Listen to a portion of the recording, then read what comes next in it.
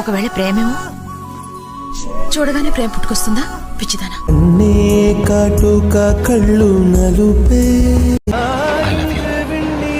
అంటే దాని అర్థం ఏంటి? హలో, నన్ను వెతుక్కుంటూ రావడానికి నాళ్ళు పట్టిందా? నన్ను పెళ్లి చేసుకో.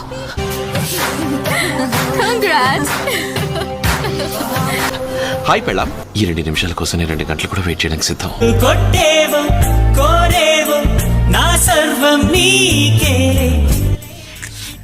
ఇదేంటి?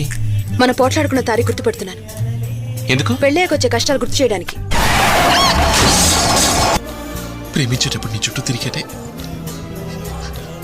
అది ప్రేమ కాదు. కానీ నిన్ను దూరం చేసుకుని నీకోసం ఇప్పుడు వీధులన్నీ తిరిగానే అది ప్రేమ అంటే. I love you.